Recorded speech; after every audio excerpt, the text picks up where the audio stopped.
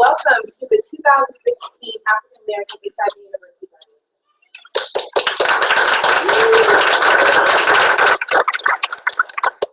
My name is Rania Copeland, and I am the Director of Programs here at the Black Institute.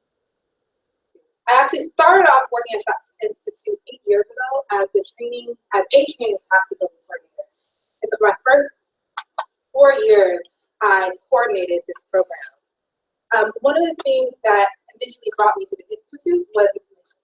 So the Institute's mission, we are a national HIV and AIDS think tank focused exclusively on Black people.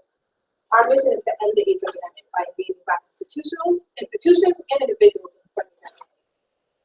We interpret public and private sector policy, mobilization, advocacy, and training capacity, all from a uniquely and unapologetically Black point of view. And if anybody knows me, that is who I am. I am unapologetically Black. And so when I came to the Institute, I was so excited to work with the AAHU program. My first cohort was the 2008 AAHU program. And I got to work with 20 amazing individuals from across the country. And now I don't get to work as closely with the fellows, but I think so much about you guys and the work that I do. And when I get tired and irritated or frustrated, I think about you all. And the amazing stories that I get to hear from Rebecca and the work that you guys do when I look at you guys' reports, the things I get to see, and it motivates me to know that I get to be a part of this elite group of folks who are working across the country to end the AIDS epidemic in Black America. So thank you guys for participating in such a program and honoring and giving me the honor to be able to work with you all and hear about you all. I don't know what kind of person does this type of program. You guys came here and came with your family and your friends and spent 30 days here at UCLA, right? You all didn't know each other. You guys stayed indoors with each other. I know you all thought it was very, very crazy. And we asked you guys to trust the process, right? Over the past 9 months, you guys have been almost 2 months of in-person training in a 9-month period. That doesn't count the webinars that you all did. That doesn't count the internships, doing BTN training, doing prep events, developing this huge proposal, all in a 9-month period. Because you all were committed to the work in your group. I was talking to Phil yesterday, and you guys know Phil and I's relationship. He tells me all kinds of things. It doesn't usually stick. But yesterday he told me something that kind of really spoke to me. And he said that the highest level of racism, he said the highest level of racism is low expectation. And that at the Institute, we expect so much of our Black community because we know all that we've been through. About the Greater Than Anything campaign and how we started this campaign, the idea was that we as Black people have been greater than anything in our past. And that this expectation that we can end this epidemic, but it's going to take these amazing leaders who are talented, skilled, and educated to actually do that. And so that you all took the time out to actually be a part of this program, non-paid, to come here and be with us and to get training from some of the best minds and researchers in the world. I think it's a testament to the passion and commitment that you guys have. And not just passion and commitment, but taking that passion and turning it into action, right? Because that's really how we're going to actually end this epidemic. Thank you guys so much for participating with us. I'm sad to see you all go. I'm sad when every cohort leaves, but what I think about is the relationships that we're going to have with each other and the way that we're going to continue and want to continue to support your work. We work for you guys, right? We want to serve you all and the work that you guys do and thank you guys so much for giving us the honor to serve you all over the past 9 months. I hope we're going to continue our relationship, continue to serve you all, and work together in being able to move next. So with that, I'm going to bring up Phil Wilson, our CEO and founder, to do some quick words and introduce our keynote speaker.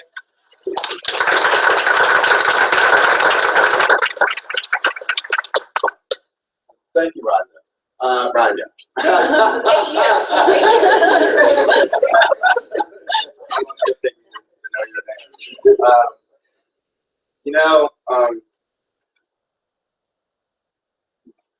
This day is always really moving.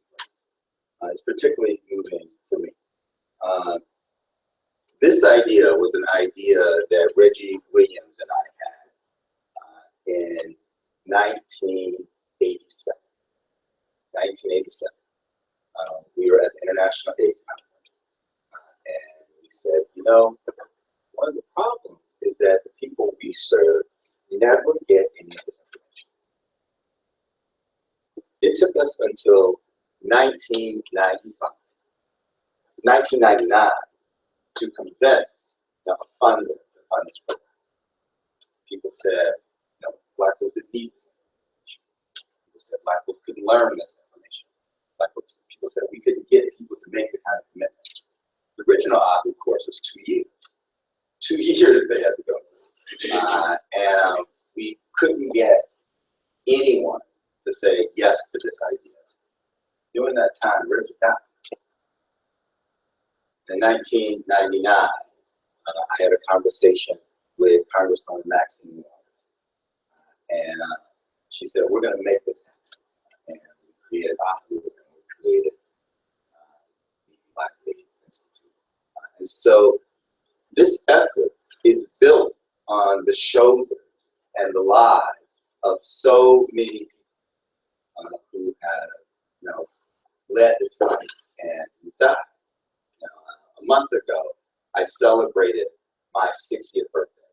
And the reason why that's important is that during this last year, I've had an opportunity to think a lot about the last 35 or so years of AIDS epidemic, and to be reminded of all of my friends who were not so lucky to be here.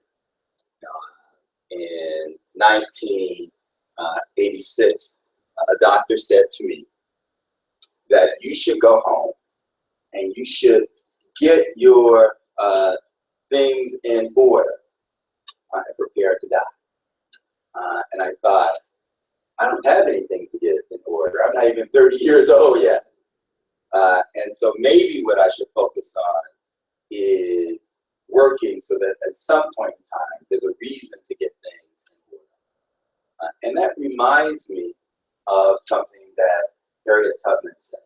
Harriet Tubman is going to be on U.S. currency soon.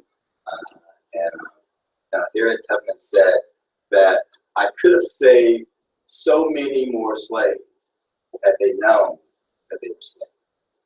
And that's part of this challenge. And that's our work. In February, they released a report showing that for Black and bisexual men, actually January, at the Cohort conference, they released a report saying that for Black and bisexual men, there's a 50% chance over the course of our lifetime that we will be infected with HIV. 50% chance. If that was any other population, it would still be the front page of the New York Times these months later. And yet it was just a blip. That is about the importance of our work. Now, if we're not ready, people die. If we're not ready, people get infected with HIV. Now, if we're not ready, the health disparities that we know exist in this country gets wider and wider and wider. It is irrational for us to expect somebody else to save us. That the only ones that can save us is us. And the only way that we can do that is for us to be ready. And for us to actually fight with every fiber of our body, as Rania said, against, in my opinion, the highest level of racism, and that's the racism.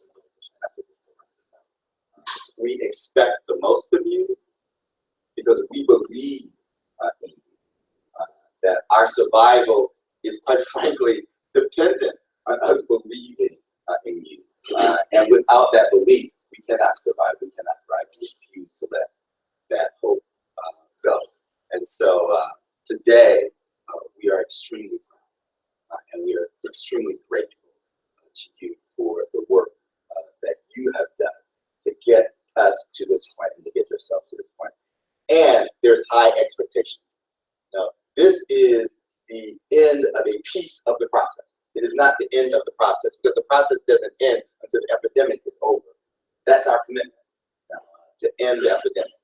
And that won't happen until every one of us, no matter who you are, no matter where you are, is no longer at risk of HIV. And that in those rare occasions where someone does get HIV infected, that there are no barriers access to the care and treatment that they need and deserve. And so that is our charge. That is your challenge. And as you leave here, tonight, our hope is that you have more of the tools to get us to that point than you had 9 months ago. That's what this experience is all about. So turning to why I'm invited to be here this morning before Rebecca does her thing. We don't want that to happen. One of the great pleasures of being the president and CEO of the Black Youth Institute is I get to meet people who are remarkable people. I get to develop long-term, and I've had the opportunity to develop long-term friendships with some remarkable people. And one of those people is our keynote speaker this evening. Dr. Darrell Wheeler is currently the Vice Provost for Public Engagement at the University of Albany. He is a member of the National Association of Social Workers, NASW, works to enhance the professional growth and development of its members to create and maintain professional standards and to advance sound social policies. Dr. Wheeler was previously a professor and the dean at Loyola University Chicago School of Social Work. The reason why I added that in because Darrell and I both are from Chicago. We're Chicago natives. I think maybe both are from Cook County Hospital. I certainly was. So that is something that we have in common. He has for more than 25 years of professional experience in clinical, academic, and community practice and his faculty positions at Columbia University, University of North Carolina, Greensboro, and Hunter's College. I actually met Darrell when he was at Hunter's College, and it was kind of an amazing experience that there was this young, very young, Black PhD who actually would get on stage and just read people, just absolutely read people. And it actually was near and dear to my heart because there was at a time when we were not being acknowledged at all. People talk about the changing face of the AIDS epidemic. It's a false narrative because we were disproportionately impacted by HIV from the very beginning. Now, we were disproportionately impacted by the AIDS epidemic. Now, actually, when that first MMWR came out, we were already disproportionately impacted. So Darrell talked about that and about the structural determinants of health and about the barriers and the reason why we were disproportionately impacted. And that actually has been the cornerstone of his work for all these years. He was a principal investigator of the groundbreaking HPTN 073 NIH-funded study to look at the impact of pre-exposure prophylaxis among in USC. To answer the questions about initiation, acceptability, safety, and feasibility of PrEP for Black men who have sex with men. Again, breaking down the conventional wisdom, which turns out is not so conventional and not so wise, where that people were suspicious of whether or not Black gay and bisexual men could go on PrEP, could adhere on PrEP, or accept PrEP. There's a false narrative out there right now about PrEP, that there is this embedded resistance to PrEP in Black communities. We have been engaged, as Erica will tell you, and as you all know, in a national tour over the last year, going from city to city to city to have a Black conversation about PrEP. And we have not found an inherent opposition to PrEP. What we have found is that people have been unaware of it. What we have found, quite frankly, is an embrace of the concept. A program that has generally been designed for 50 people, 35 people, 75, 100, 125, 175 people at these PrEP summits because Black people want this information. And quite frankly, we have found that folks are angry that they're only now getting. And that speaks back to the work that we have to do. That it's our job to make sure that our folks have the information that they need as soon as possible. And as Maya Angelou said, when we know better, we do better. When we know better, we do better. And it is with great, great, great honor and great affection that I get to introduce to you someone who has been making sure that his business, that every single day that we know better and enabling us to do better. So if you will, please welcome Dr. Joe.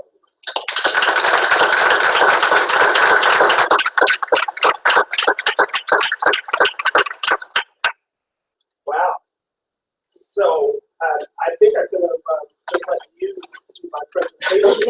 As you will hear, there's some things that we did rehearsals together, but there's some strong commonalities. Maybe because we grew up less than a mile apart from each other. And I was born in Providence Hospital. I think we talked about that. But yeah, we just grew up about a mile, but we never knew each other way back then. So, ladies and gentlemen, the graduating class 2016 of the African American AAHU University, it's my distinct pleasure to be here. Some of you I saw last night. Remember? Seeing I was the one just sitting there sipping some wine, just chilling out. It was like I was still on East Coast time. I woke up in the middle of the night, totally deranged, disoriented. It was like I should have had that second glass of wine. But I felt much better today when I hit the gym. I'm picking up on the theme and message that Phil started, and I want to thank you, Phil, for inviting me to be a part of this celebration tonight. This is real thank you for coordinating to make sure that I got here correctly, and I really appreciate that. To your friends, families, mentors, and others who are here with you, I would say welcome to them, but most importantly to you, the graduating class. This is about you. You know, I'm amazed sometimes when I think about what, as Phil was saying, where we are in this epidemic and how we've gotten here, and the work that you do. I'm going to hold here because I don't have a podium. So I hope you don't mind. That you've gone through, you've really allowed yourselves, as was said at the beginning, to be part of a comprehensive program that not only took you away from family and friends for periods of time, but even when you were back, was part of a serious transformation, of knowledge and insight into action.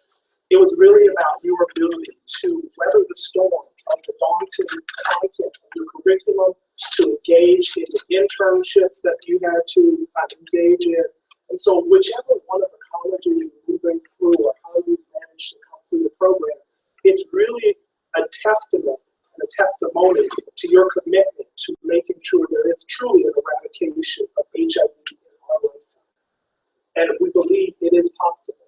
Now, I'm going to talk about that in the context of my research a little bit later, but you know, the concept of eradicating something is a vast concept because nothingness is almost what we think about. What is the world without it? And I'll talk about that a little bit later. Tonight, I'd like to speak with you wearing a number of hats. 3 hats that I'm going to speak to you with. First, and for me, the most important one. It's as a Black man. It's as a Black gay man. It's as a Black gay man in America, having lived in the era before there was HIV and AIDS, and seeing the unfolding epidemic in profound and miraculous ways. Secondly, I'd like to talk to you from the hat of a researcher, writer, thinker, teacher, activist in this experience. And lastly, and most humbly, I'd like to speak to you as a servant of a higher power that guides and often mystifies me in this journey called life, about the rights and responsibilities I and you hold as a result of the credential you're getting at this moment. But before I go there, I want to tell a story. And this story helps to ground me because this is a story about a person that I met. Billy talked about Reggie, but this is a story of a person who really opened my eyes to why I had to do this work. I was a fledgling social work master's student at Howard University. I was working in Virginia, just gotten out of the military. So I was just putzing around with a job. I was just trying to make money so I could go to college and finish out my master's degree. There was a guy, African-American guy on my caseload. I was doing community psychiatric work. His name was Freddie. And Freddie came down with a set of illnesses, and nobody really knew what it was, but word got out that he was HIV infected. He had AIDS.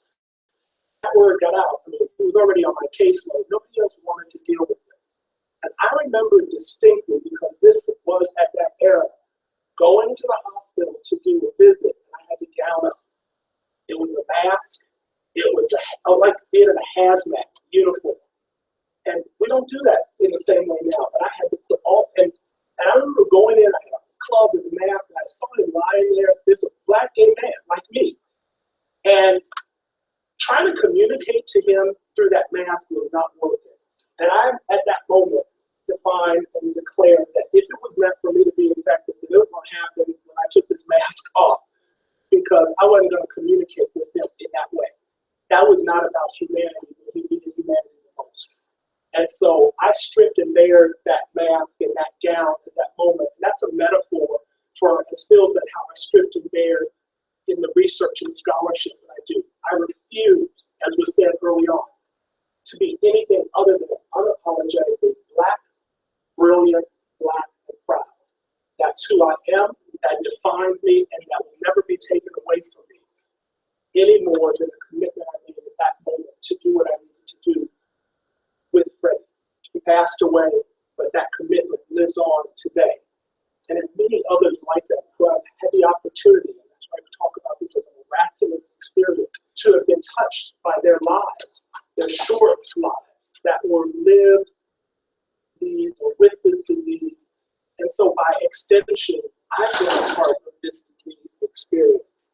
You know, I feel, I don't know if we ever talked about this, but I did part of my pre-doctoral training here at the University of California, Los Angeles. And I remember telling people all the time when I was on campus in the summer, I'm going to go study. You know what that meant. I was going to the study. Catch one. But I came through the AIDS epidemic at a time and place and space.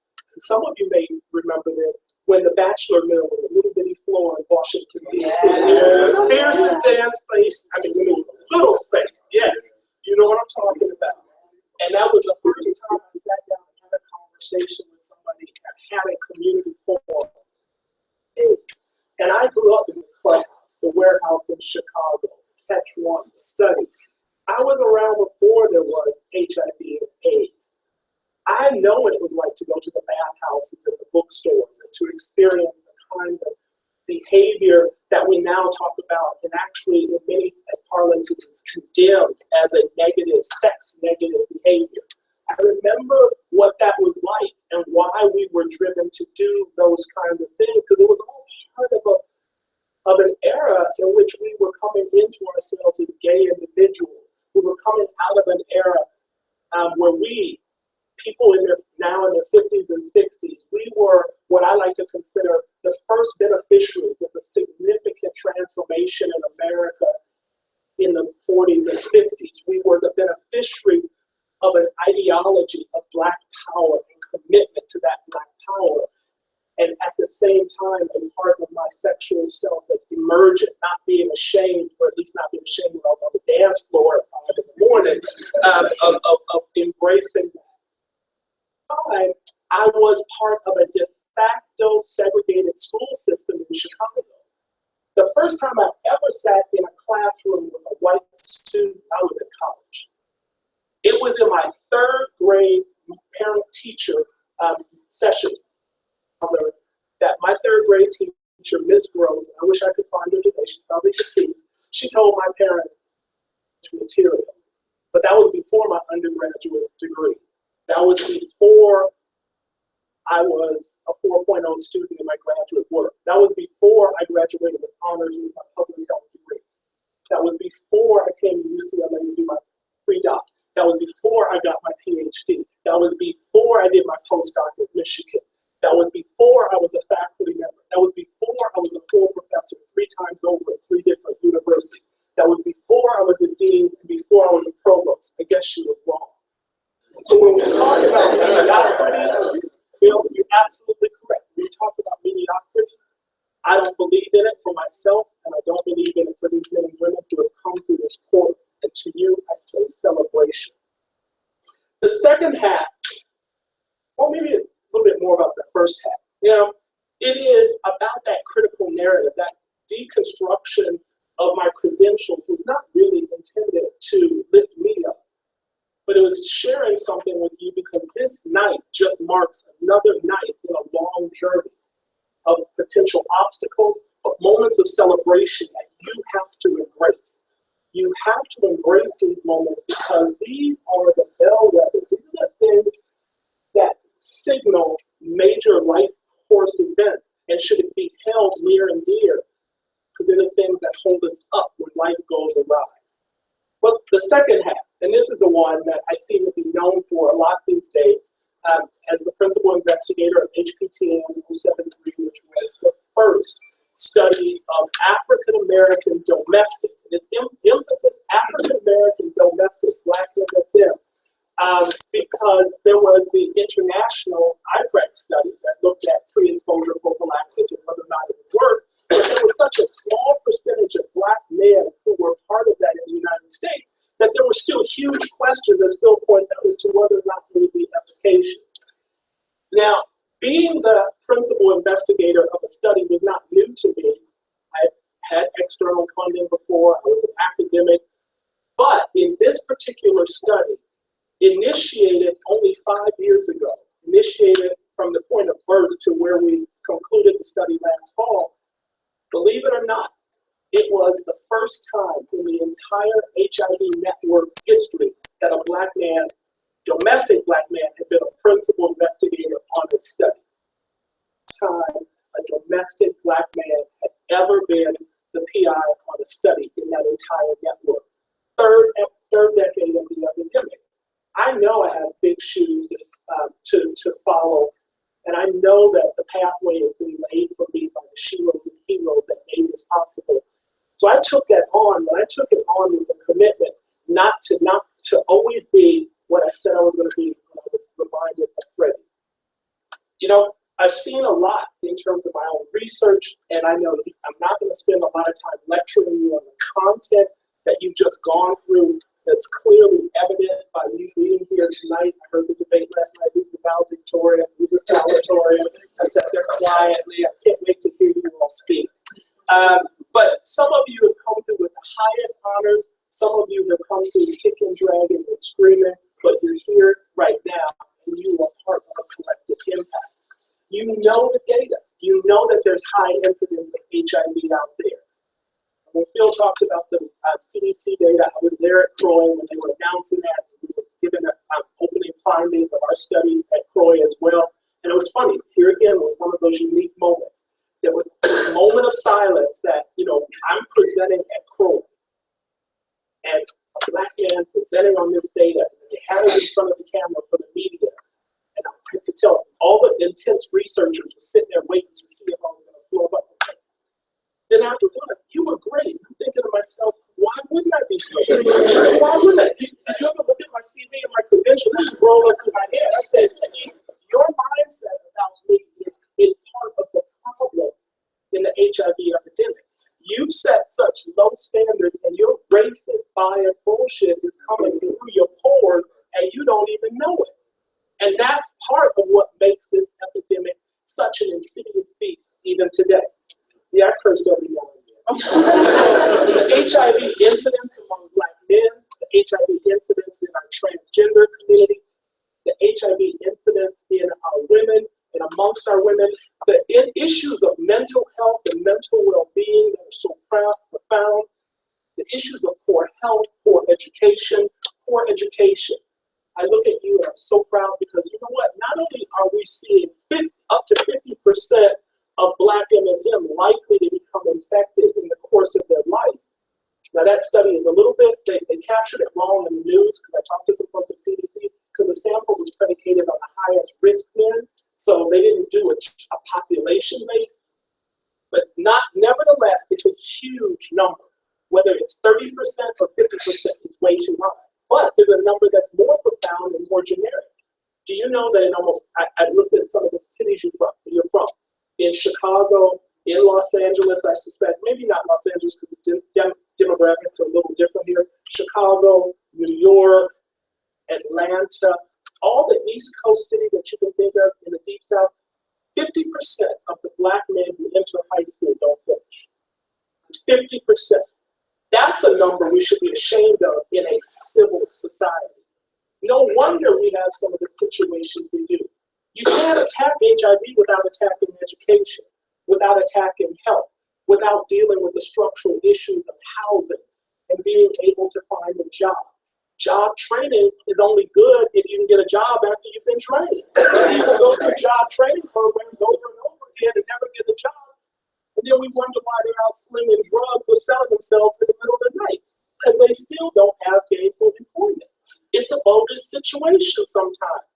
Again, the bias pours out the pores because the system say, look, I've done good things for those darkies. And guess what? No, you haven't. Get out the way and let us lead the way. We'll show you how it's done. The high rates of incarceration, and yeah, the work around PrEP. PrEP is not the solution. PrEP is a tool and a comprehensive set of activities that must include, as we said, work around health, education, and prevention activities as well as treatment. It is only as good as it is being used on the right problem at the right moment in time for the right reason. And you know how to use these tools. You are able to address obstacles at the individual, communal, or structural level. And you know what? You'll recognize the end of the epidemic that's coming because you're part of it. Remember that when we're thinking about, and going back to what I said earlier about the end of an epidemic, and we're thinking about wellness. Wellness is not just the absence of infirmity, to paraphrase the World Health Organization's term of health. It is not just the absence. And in the United States, we have never, ever seen a period of non-adversity. The United States is predicated on oppression of some group at some moment in time from its very engagement of Europeans with the Native Americans. And it has either oppressed women, people of color, people who are not like the majority, and the majority is fastly becoming the minority. And so the characterization of that looks really different. And so we have to understand that what we're striving for is something that's never been. There has never been a social system or moment in time in the United States where peace and prosperity for all was ever achieved. Now, what would that look like?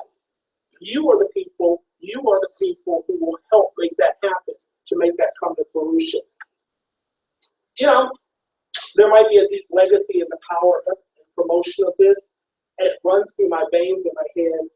And, you know, see, again, we picked out Maya Angelou, and I still did, you know, right here. And it says, and still I rise. And I thank Dr. Maya Angelou for that, because she helps me to remember that still I will rise. Your transition today from being a student within a program, your transformation and the time spent, not just around PrEP, but around recognizing the full expansiveness of what HIV prevention looks like at the community level is important. Your ability to reframe a discourse away from pathology into resilience and strength is vital. Your ability to address issues of traumatic life events, structural or individual, will be important. It's important for you to consider a life course development trajectory. And what I mean by that is when we work with individuals, it's not okay for me to talk just about young Black MSM without talking about old Black MSM, because it is part of a trajectory. Where you are going is where I am. Where I am is where somebody else has been. If we're not seeing that life course development, we're compartmentalizing people and passing them off to what? There has to be the hand back, paying it forward. There has to be, and you all probably well know it, an increasing emphasis on impact, outcome, and positive return on investment. That folks are going to look at us at the work we do. That's why it took Bill so long to get this program up and running, is because people who hold the purse string will come up with every kind of excuse imaginable not to release the fund. And the first time you stumble, they'll say, see, I told you. But when you graduate a class like this over and over, they don't recognize it until there's a cry out for critical mass. So the positive return on investment may not always go rewarded in a way that you can obviously see, but know that your work is essential. And in that regard, your collective impact, the bind that holds you all together, the time you spent in the dorm, here right now, the time you studied together, cried together, lamented together, maybe even threw darts at somebody's effigy because they were screwing around with your head in an exam or around some work. Yeah, exactly. You know, I was listening last night. That's really important for you to keep those thoughts because the collective impact is what it's about. It's almost what Paulo Freire would have talked about when he talked about popular education and the ability for the masses to come together by deconstructing some of these complex ideologies that are often hidden in the shroud of academic institutions. And I've been institutionalized 5 times, 5 different academic institutions, so I'm deeply ensconced in academia. Academia is not going to be the solution. It is really about transforming the knowledge back into useful mechanisms for the populace, for the citizenry to be able to access it. And in my estimation, the truest definition of a high caliber academic or a citizen of the academic universe is that person's capacity to deconstruct that knowledge and lay themselves bare with that knowledge to be of use for individuals at that moment in time. And that's what your ceremony tonight recognizes. So beyond the knowledge and the skills that mark your smartness, there are a bunch of smart people sitting here, your intellect, and I dare say your absolute brilliance, not to undermine the beauty of your smile. There are values of humanity that have to frame and guide your action.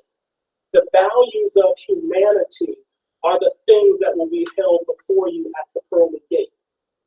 Those are the things that will be asked of you. It won't be asked of me how many articles did I write, how many investigations did I lead. It's going to ask, what did you feed me when I was hungry? Did you clothe me when I was naked? Did you visit me when I was in jail? Those are the questions. And if you fail that test, there'll be wailing and lamenting and grinding of the teeth. And I myself don't want to go that way. So, I don't want to overburden the presentation time. I was told to hold to a set amount of time. And I know that a commencement speaker can always hog it up. At some level, I spoke to you, I recognized you, I supported you, and I say, Ashe, well done. Thank you.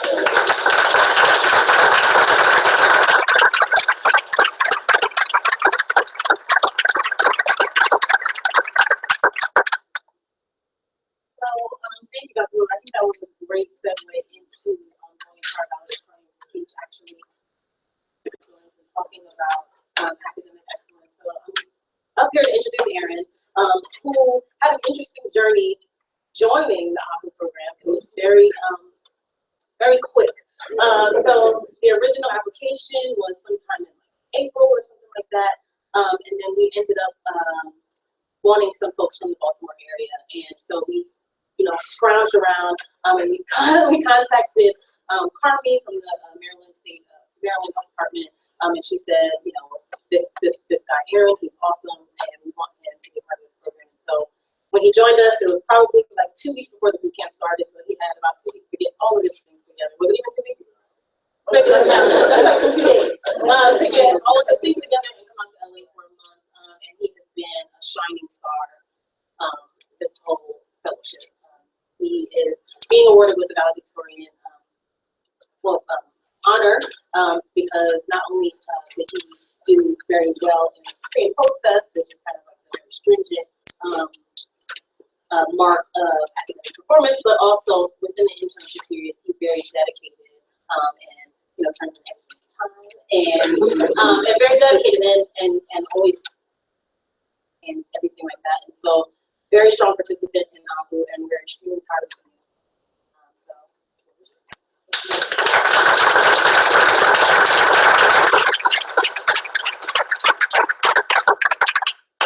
I have to go behind that speech that was just said. So I pray that I do my justice. Good evening to everyone. Thank you all for being here. I'd like to give thanks and honor to God for getting me to this point, this very long process, for sustaining me. Lord knows I wanted to quit this 3 times, but I'm very thankful for that. To Phil and the Black Institute, thank you not only for putting AAHU together, but for giving me the opportunity to be a part of it. As Rebecca said, it's a very quick turnaround. To my graduating chain reaction, the apologetic class of 2016, it's actually our class name for those who don't know. Thank you for pushing me to get to this point, not only just by merely your presence and your individual excellence of being in this program, but also thank you for helping me lighten up for those times I knew I'm sticking with sometimes I can tell myself. And just you being here and helping me get to this point and helping me lighten up and smile when times got rough, I really appreciate you. To the Maryland Department of Health and Hygiene, which is my agency, thank you for every time I asked you to proofread a presentation or a paper the day of that it was due. The day I told you to stop everything and help me stuff folders for my internship trainings. Every time I want to pull my hair out of frustration, trying to balance work and AAHU. Thank you so much, and I pray that when I get back, well, I know when I get back, I'll be more relaxed. So rest easy when I get back.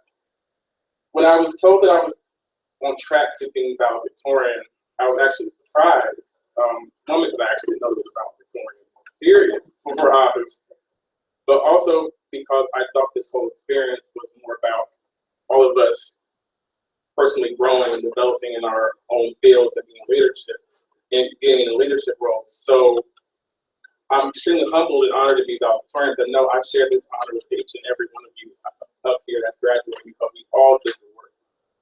We all pressed hard to get here. So just know I share this with everyone here. So when I applied for AAHU, as Rebecca said, remember the day. I was at my desk and I happened to open my email and Carmi emailed me on Wednesday and said, hey, would you like to be a part of this internship program? And I said, cool. When to start? Well, you have to get the application in today because you have to leave on Sunday. For a month.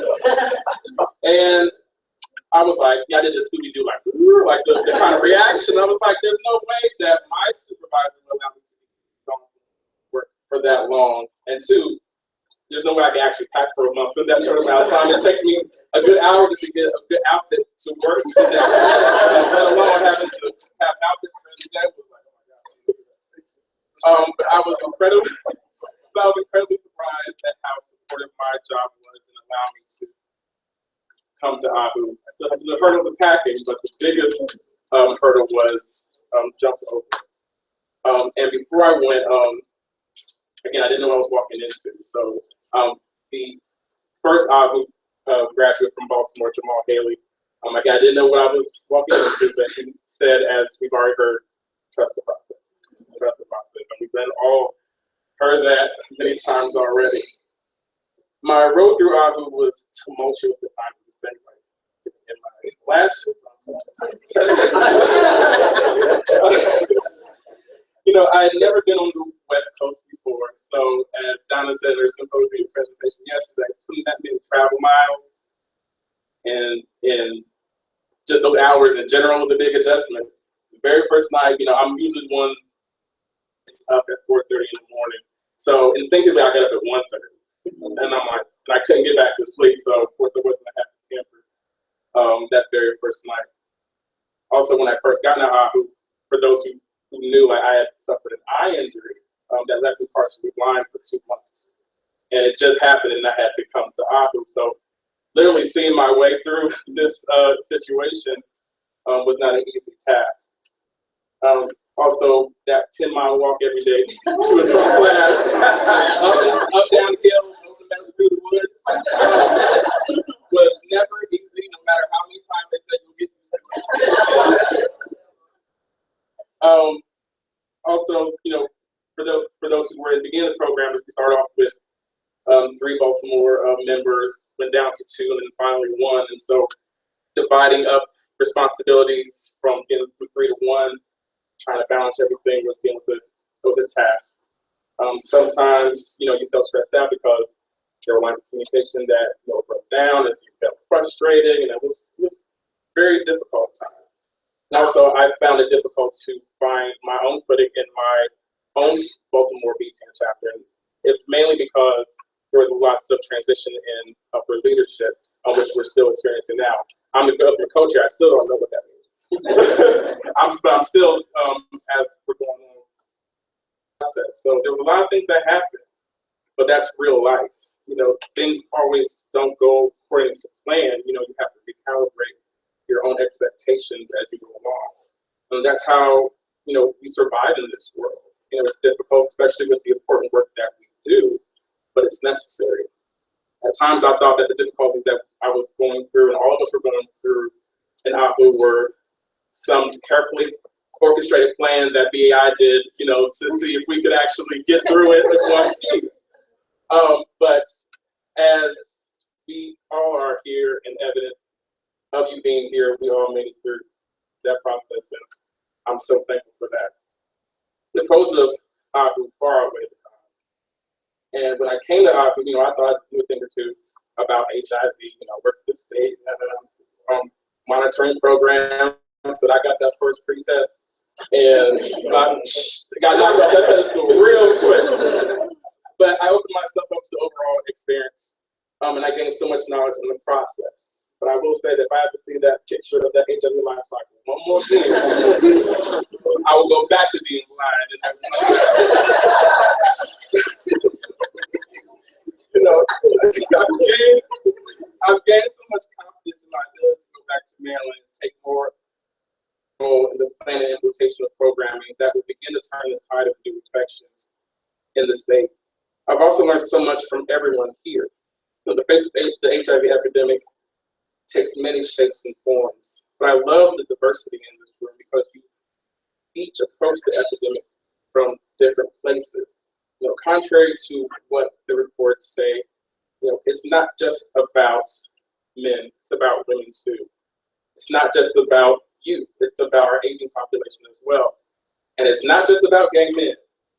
It's not just about gay men, it's about heterosexual men and women as well. So no matter what slide set that you see, no matter what bulletin that you see come out, no matter what the media says, it's about all of us.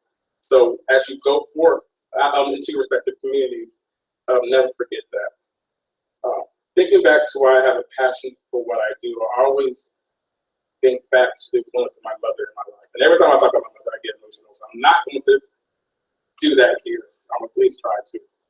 She was diagnosed with a very rare brain disorder in 1996. And since then, she's gone through more brain surgeries, more rushes to death, more complications than I have fingers and toes. And throughout this entire process, over almost 20 years now, I just actually realized that she's never once complained. She's never once said, Lord, why me? She's still allowed her own experience to be her testimony. You know, she doesn't complain because, like many people, they turn their situation into that a more impactful experience that other people can see and witness. And so I take her experience with me everywhere I go.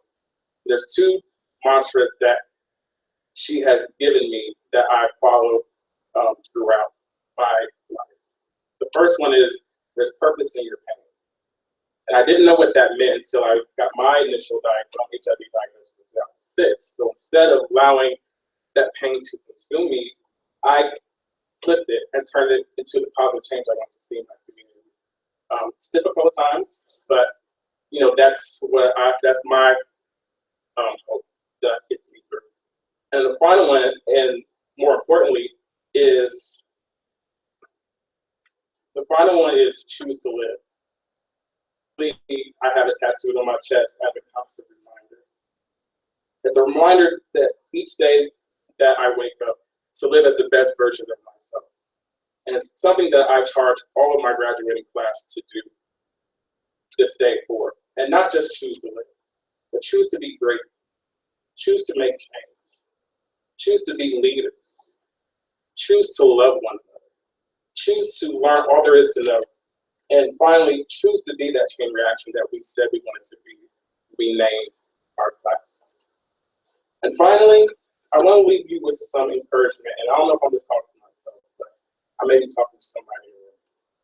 So this whole field sometimes can get you down. Being in this field, you know, you work long hours for little money, and you still see HIV infections coming. You know, you wonder when's the end going to come. And oftentimes you feel prisoner to this whole cycle of HIV. And you look, the Lord, when am I going to get out of this whole mortal experience? So I want to read you something from an entry from a book that my agency puts out every 2 years. It's called A Diary of Journey. And what we do is we ask for people to submit their journal entries, their diary entries, their poems, their songs. We put it all in a book, and we have a kind of a open mic night on opening nights to celebrate. And we get entries from all over the state. We get them from support groups. We get them from people in our in jails. This is their only way of their only outlet. And I want to read this one. It's actually from an individual who is in her jail cell, and she's contemplating where she's at. So I want you just to think about what I just talked about, where we are as far as this HIV is concerned. It's called Inside People. It's funny. As I sit here and look at my surroundings, the realization of how things are really begins to set in. The bleakness is heavy within these walls. It can be quite a morbid feeling. It's like a tidal wave that's waiting to consume you if you let it. But there are many casualties of it, listlessly wandering these grounds. Only I'm not going to let myself become one of its victims. For these walls of confinement cannot contain my will or my spirit. Though, try as I might, this vicious killer of hope will not take me as one of its prey. For you see, I have too much writing on my own recovery from my past in these places to let myself go out like that. There's a light at the end of the tunnel. It seems dim and far away, but I know that's just a silent killer trying to crush my endurance. It's a me mother, and I wouldn't give up easily. And it wouldn't give up easily, excuse me. But I've got a few tricks up my sleeve for this one. Doesn't know it, but I'm stronger than it. And though I may not be able to slay this dragon, I can put it into hibernation mode. And as long as I possess that power, I have nothing to fear. Thank you so much for your time.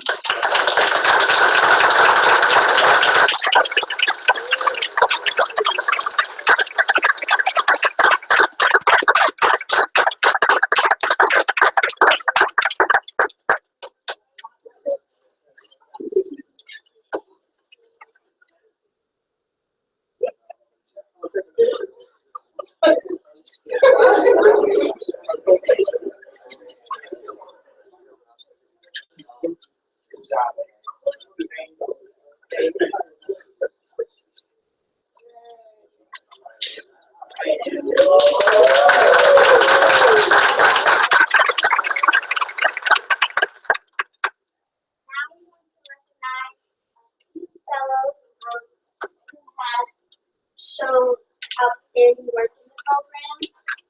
First, we would like to acknowledge Crystal Mobley, our salutatorian for the class of 2016.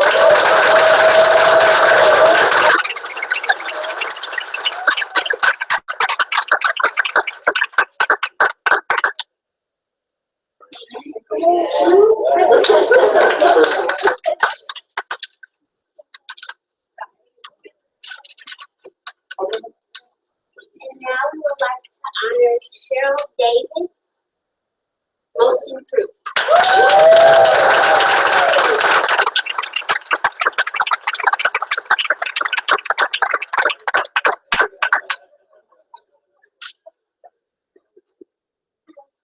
And lastly, but certainly not least, we would like to honor Jeffrey Edwards Knight, most outstanding fellow.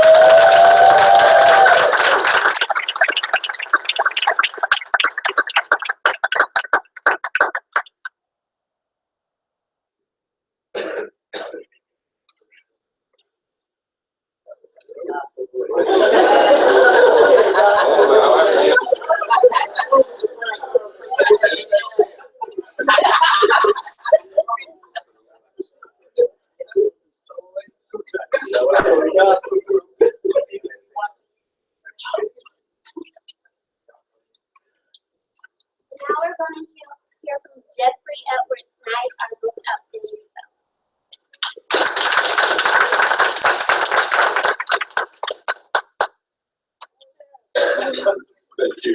And good evening to everyone. This is really a great honor. And Aaron and I guess we thought along the same lines of talking about the same subject. But it is an honor for me to be chosen as that most outstanding fellow. When I think about just all of my family here, this could have been bestowed upon any of you or either of you. Such an honor to be a part of this class. And I'm going to take this opportunity to speak to you because this is where the heart is. You guys have made a tremendous life-changing difference in my life. When I first found out, like Aaron, I had a really short notice about when I was coming. I found out on a Friday evening when I got home. I got an email, you've been approved. I was leaving that next Saturday. So, like you, what am I going to pack? I ended up bringing 2 suitcases, a backpack, and I think I had another bag, all of which I used before the 30 days. So, and there was other concerns about coming. When I look back and I think about, this is the Black Ace Institute. They are this national organization and they're internationally known. And I'm going to go and be a part of this training that they're putting together. And that added some pressure to what I was going through. And then realizing that I was going to be leaving my family, work, and friends for a 30-day period that I really got a short notice on. And in the middle of processing other things in my life, and what kind of family was I going to when I got here. And I was very fortunate that when I got here, all of that changed. And I'm going to try not to get really emotional. But when I got here and meeting you all for the first time and feeling like family and feelings of just getting through all this together, these feelings have just even deepened more throughout this past year of just us being together and going through this process. When we go through the trainings that we did for the first 30 days, as Aaron mentioned some of this, the thought about walking up the hill, the Bruin Hill, making those long walks, and actually like every building we went to, there was numerous steps to get there.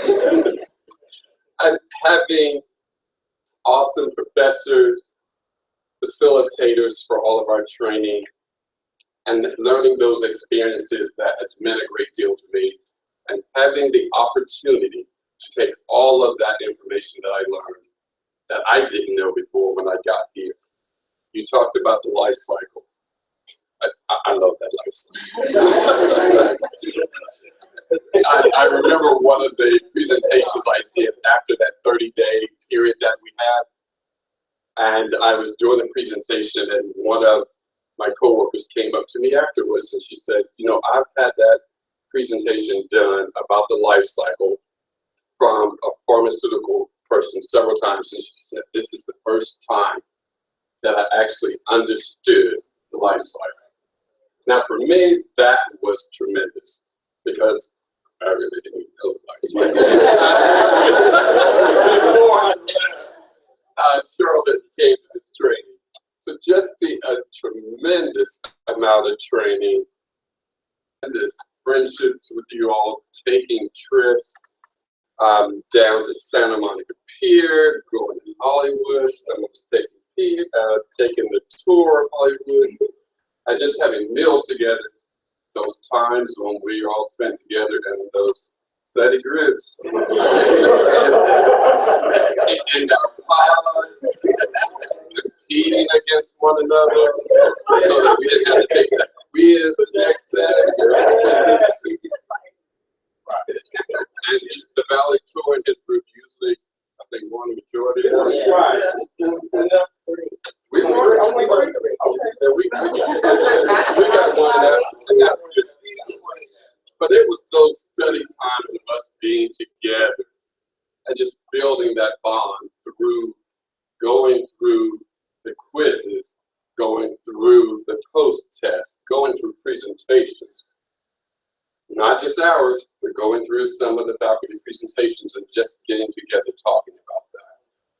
All of you have meant a great deal to me, and it's going to be a tremendous change in my life when I leave here tomorrow.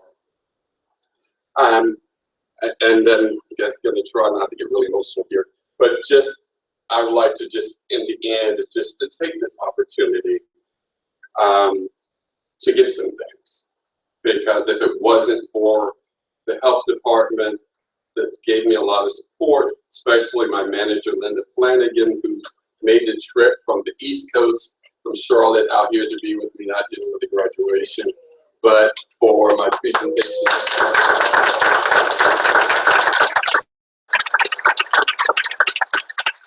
Always been there for me since becoming my manager, and that's being a part of that.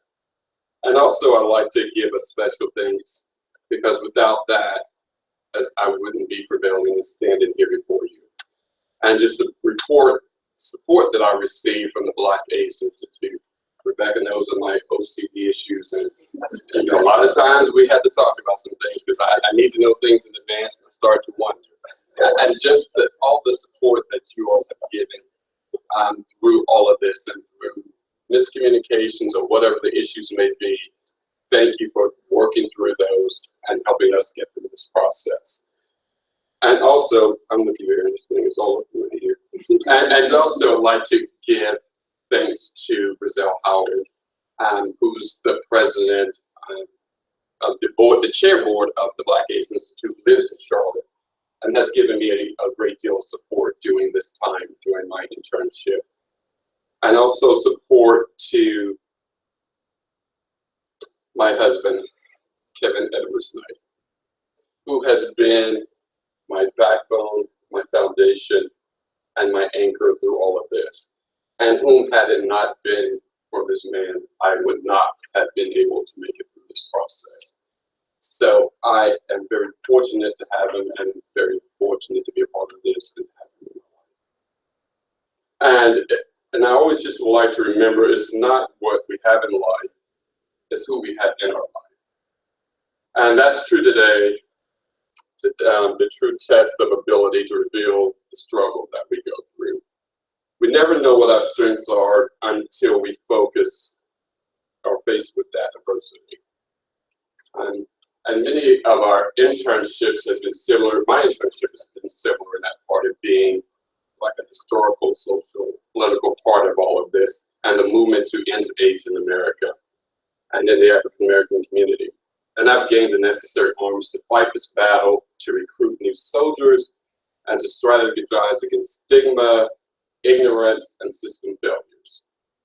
Thus, we began what we are, the movement to carry out this. And Dr. Seuss says, today I shall behave as if the day I would be remembered. In closing, I would like to leave you with some words of Maya Angelou. And I'm getting really emotional, so please forgive me.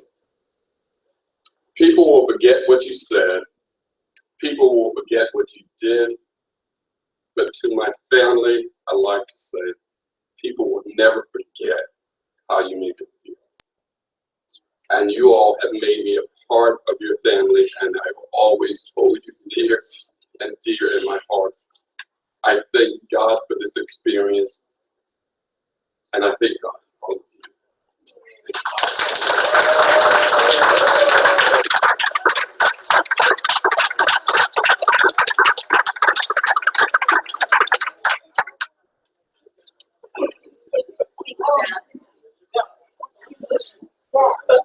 Thank you to everyone. I had the pleasure of actually joining Jeff in Charlotte, and I got to see his work firsthand, so I'm very excited to be here. As your program notes, Gerald was supposed to do the next part.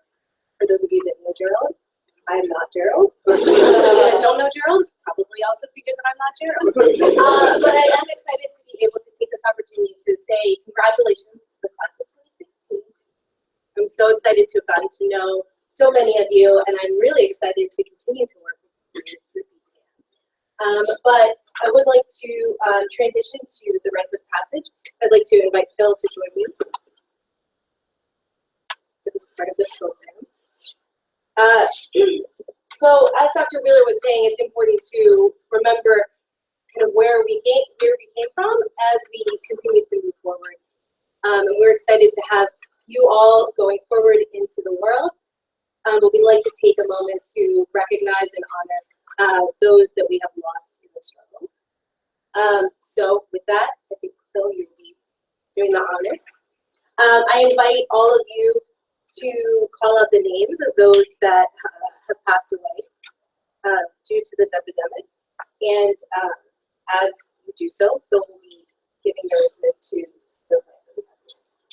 So as is in our tradition, to acknowledge our ancestors and to understand our broken connections to them, we call out their names. And particularly appropriate for this event, we'll start with Reggie Williams.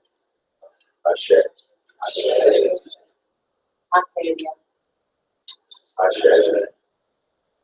Ashe.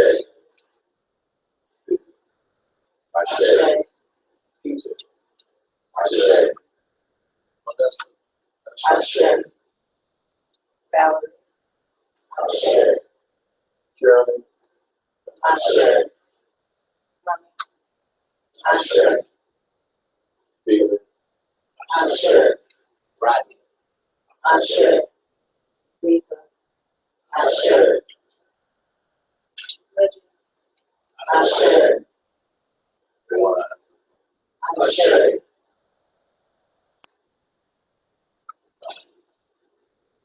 Ashe. Ashe. Ashe. Ashe. Thompson. Ashe. David. Ashe.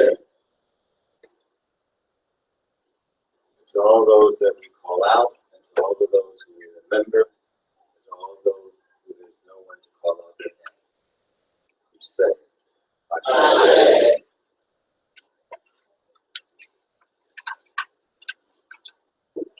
I'd like to now turn it over to Rebecca to talk about the class. Thank you. I would like to invite Dr. Jeffrey Klausner.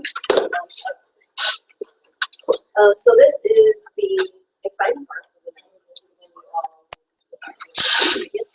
And so I have Dr. Klausner and Mr. Phil Wilson up here to take pictures with you all as you get your certificates. So Dr. Klausner is kind of the chair on the UCLA side of our group, and so he has been instrumental in making sure that this actually happens, making sure according to the schedule for your speakers, for the boot camp training and for training 4, he has been an essential part of this program for now 3 years, and so we owe a great deal to Dr. Klausner. I'm so grateful for him and his team at UCLA. So I'm give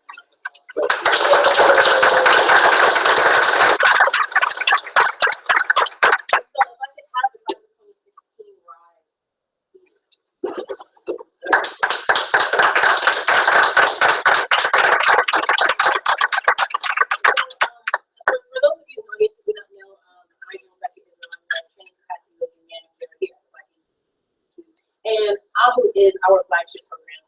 And so I've had the distinct honor to this year. And it's interesting that I actually got a promotion last year, right as we were accepting the fellow. And so I wasn't expecting to be the one who's coordinating. But it just ended up working out that way. And so the biggest cohort that we've ever had. And so it was absolutely a learning curve for us. It was a learning curve for them. And so I really just like to thank all of you for your patience. Thank all of you for your grace. And I would just really like to say that I'm extremely proud of all of you. I know that I'm very hard on you. I know that I expect a lot from you, but I think kind of like what Dr. Willie was saying, we expect a lot from you because we know that you can accomplish everything that we expect of you and even more. So thank you all for giving your time. 9 months, it has nothing to do. Just as it hasn't been easy for you, it hasn't been easy for us, but we're so grateful. Like Bonnie said, the Black Ace Institute doesn't exist without this program. So thank you so much for giving your time. Thank you for volunteering to start BTN for this year, starting BTN chapter. Thank you for those who are sustaining BTN chapters. Thank you for that. Because we need you.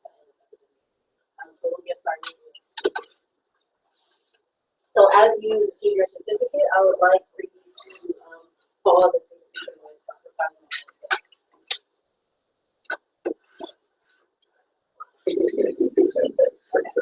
First, I would like to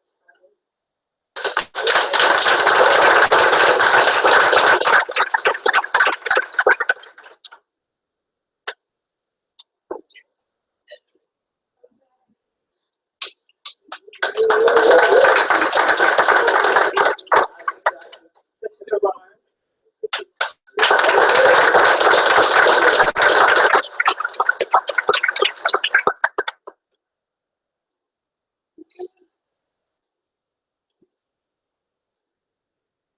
Brown.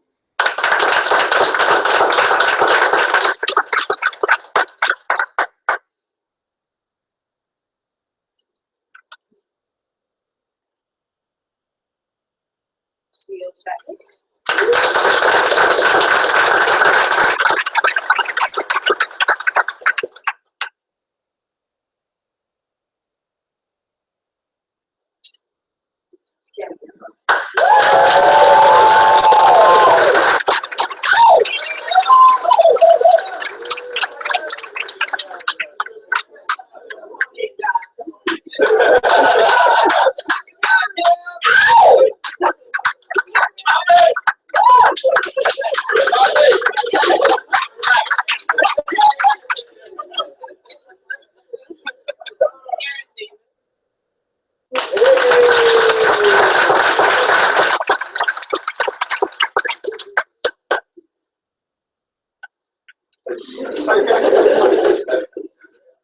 Cheryl Hardy.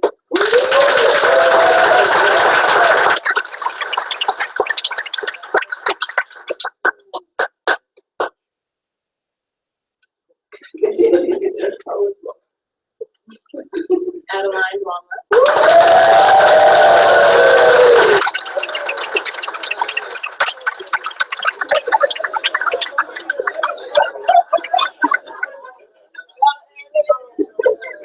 Jeffrey Everett Knight.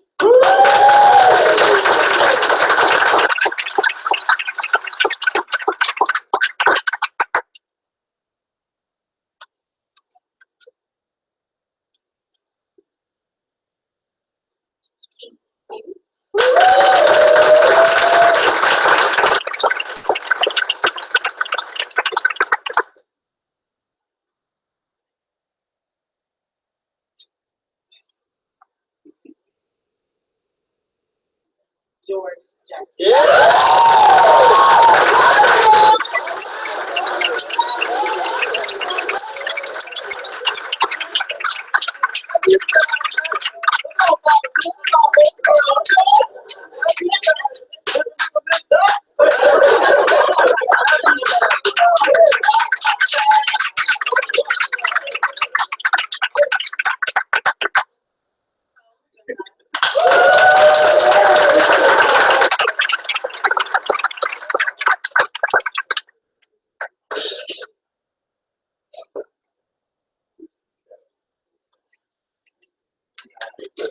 Marcy Jones.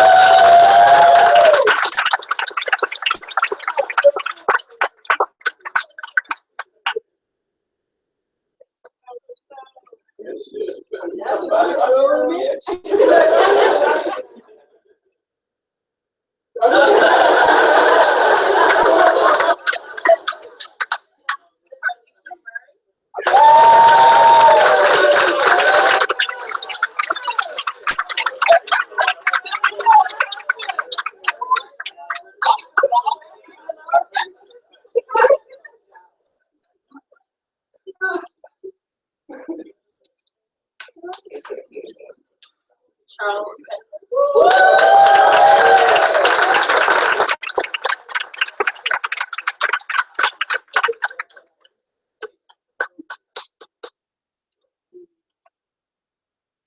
I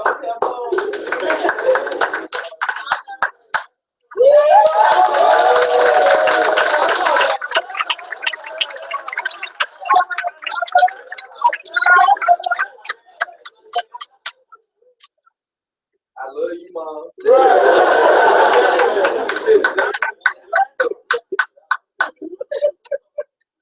Yolanda Price.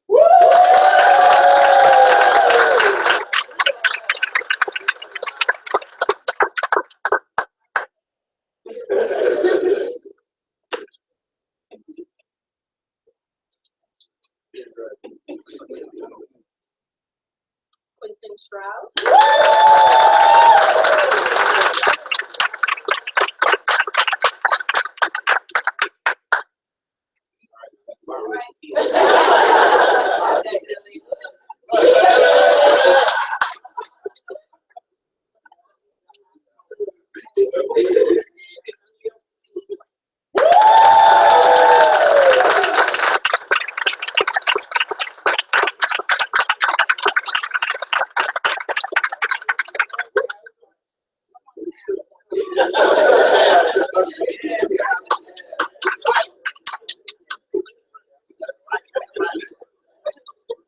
So, remaining the seats, I'd like to invite Mia up to what would be But before we go to the next section of the program, I think there's something that we still want to do,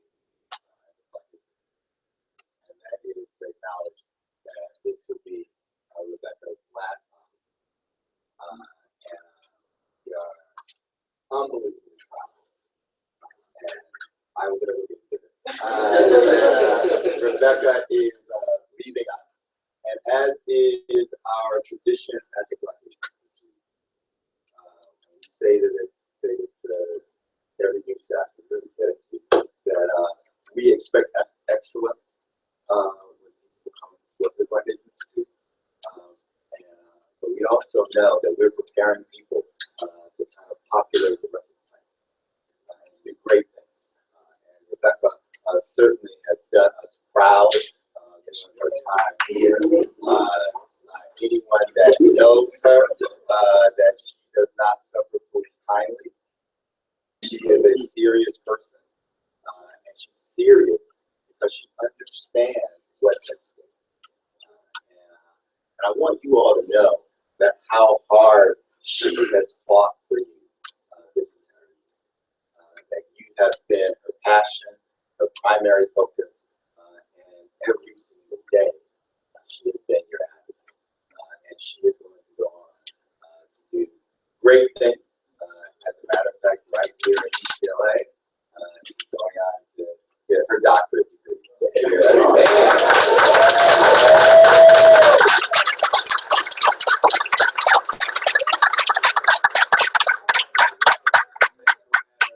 Where you are, no matter what you do, you will always be a part of my life. Amen. Thank you for all you do. I work every day.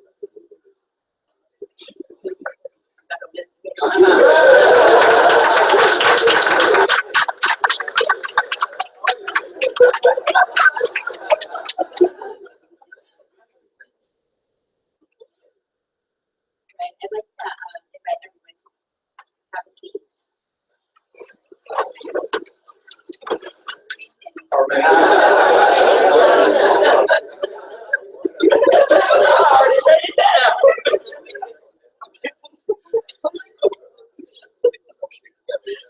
I'd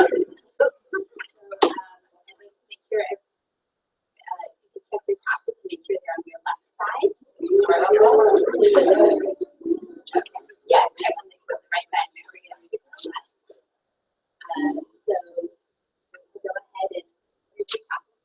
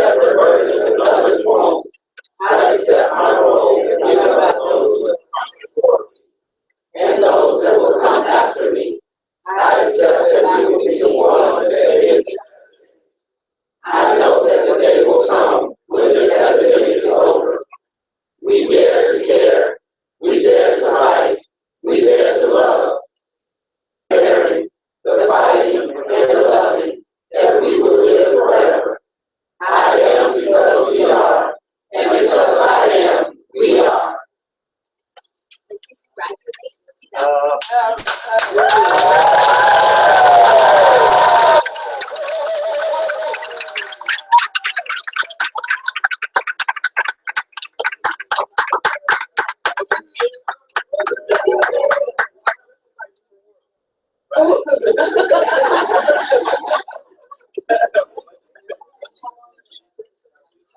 Thank you. Thank you, Bill.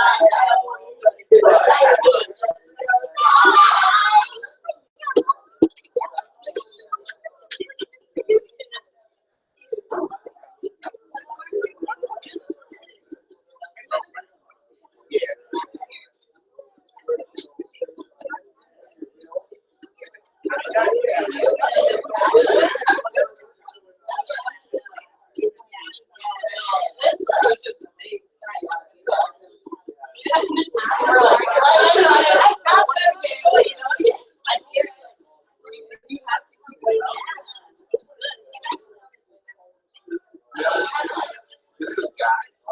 This is very good.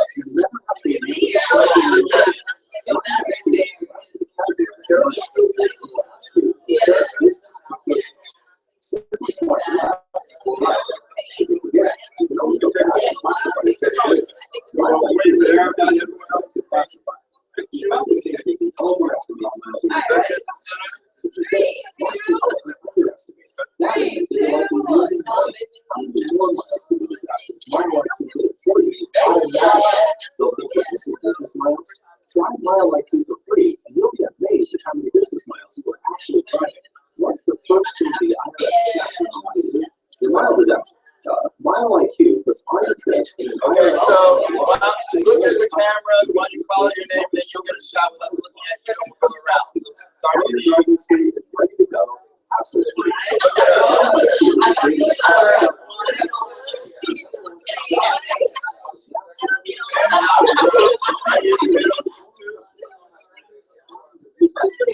States. You can try Mile IQ for free.